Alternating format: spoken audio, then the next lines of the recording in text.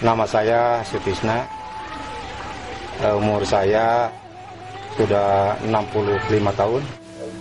Pekerjaan saya adalah sebagai petani, sebagai masyarakat biasa. Pekerjaan saya seorang petugas Polhut di Balai Besar Konservasi Sumber Daya Alam Jawa Barat, Seksi Wilayah Konservasi Wilayah 5 Garut. Nama saya Daman Huri, alamat Kampung Pamegatan, Desa Cipaganti, Kecamatan Cisurupan, Kabupaten Garut. Pekerjaan saya sehari-hari itu wira swasta, pemimpin di Yayasan Pondok Pesantren Miftahul Barokah ya di sini. Kukang itu adalah merupakan hewan yang sangat sensitif lah. Karena kalau siang itu tidak pernah ketahuan gitu. Rupanya itu kayak monyet gitu. Jadi cuma kalau siang tidak pernah ketahuan. Gitu. Nama saya Dendi Rustandi. Ya, hewan pemalu kalau dilihat seperti orang yang malu, seperti membungkukkan muka, mensembunyikan muka. Kukang adalah hewan yang langka tapi bagus, membantu para petani menjaga tanamannya dari hama-hama. My name is Anna Nikaris. I'm Professor of Primate Conservation at Oxford Brookes University. The Javan slow loris is the most unique of all the 8 slow loris species. It's one of the largest, weighs about 1 kilo, and it's really fluffy, and it's got a really beautiful facial mask that makes a little diamond between its huge eyes, with cute little hands that it uses to really hold onto tree trunks. I'm the director of the Little Fireface Project, which brings together a group of people throughout Southeast Asia to help save the slow loris. This is done through studying them in the wild, through working with local people, to do education projects, and to work with local governments. We have projects in Cambodia, India, in Thailand, in Malaysia, and in Indonesia, in Cipaganti.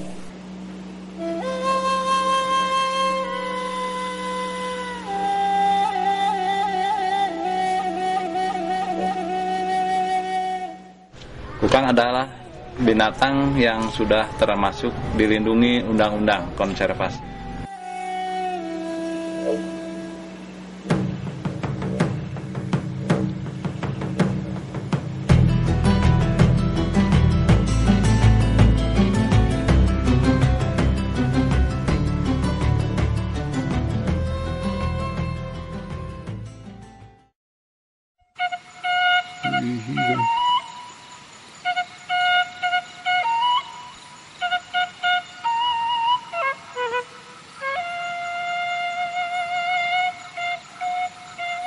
My name is Johanna Rode.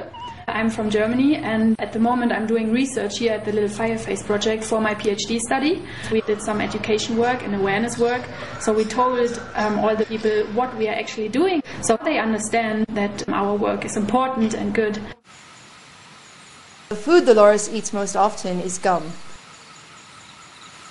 It also eats a lot of flowers, and it actually seems to pollinate trees. It gets the pollen on its face and visits other flowers, which is very important for the forest. Kukang ini makanan yang paling suka adalah getah jinjen, dan yang paling banyak memakan serangga. But what it seems to really love are small animals like lizards or bats or birds. And it immediately bites the head off and just licks them like lollipops and spends a lot of time eating every part and every feather and every bone. I've been bitten once by one of our slow lorises, Mo, in the finger, and I couldn't feel a big effect of the venom, but one of the trackers, Achong, he was bitten as well, and his finger was completely numb for days, so he couldn't feel it at all. Cerita tentang kukang yang beracun, saya pernah mengalaminya ketika kami sedang menangkap untuk dipasang alat pelacak atau kolar. Tangan saya sudah digigit sampai berdarah. Dari giginya tersebut mungkin ada racun. Terus saya sekitar 2 atau 4 hari tidak bisa merasakan jari-jari saya. Mungkin itu karena disebabkan oleh racun tersendiri. Geni itu sangat membahayakan karena pernah menggigit salah seorang warga sampai warga itu mengalami kesakitan dan dibawa ke rumah sakit. I've been bitten by a slow loris more than once. The wound takes a very long time to heal. And also I have a friend who almost died from being bitten by a slow loris. So I know that it can be really dangerous.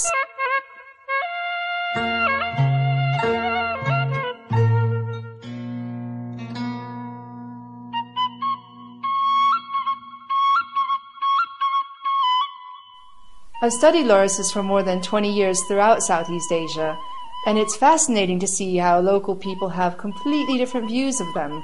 But despite this, there are three major themes that emerge. In many places, people see them as really valuable because they're a form of pest control, whereas in other places, people really fear them and want to even kill them.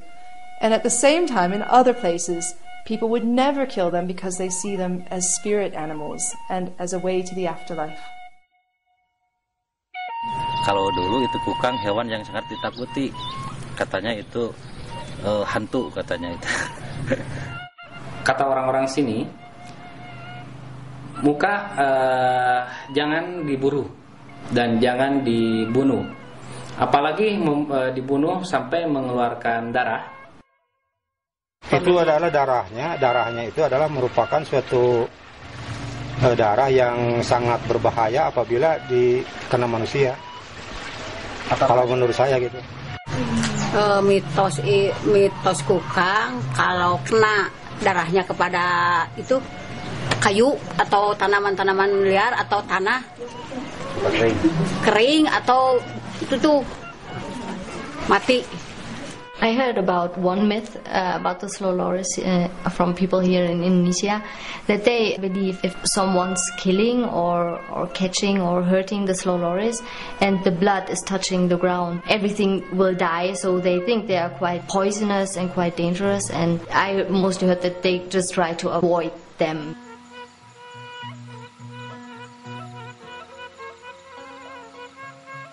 Daun itu hewan berbahaya. Berbahaya karena darahnya itu berbahaya. Kalau diambil itu dilepaskan saja ya, Pak. Kalau darah kukang mengalir menetes di suatu daerah atau bukit, maka bukit itu akan mengalami longsor. Mitos tari kukang katanya, jadi makhluk kukang merupakan kata orang ada penunggunya, jadi ada makhluk halus kayak jin. Ada satu mitos yang cukup kuat beredar di kalangan masyarakat, terutama di Jawa Barat.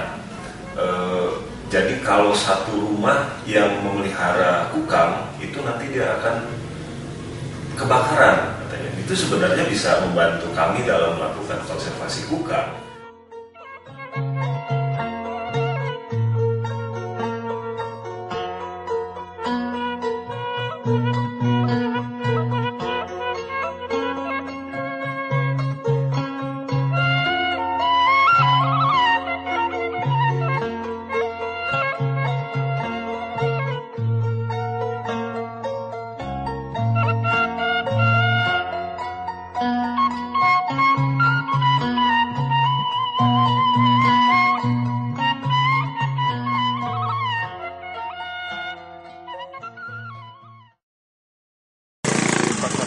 Ngomongnya kawasin antis gagap.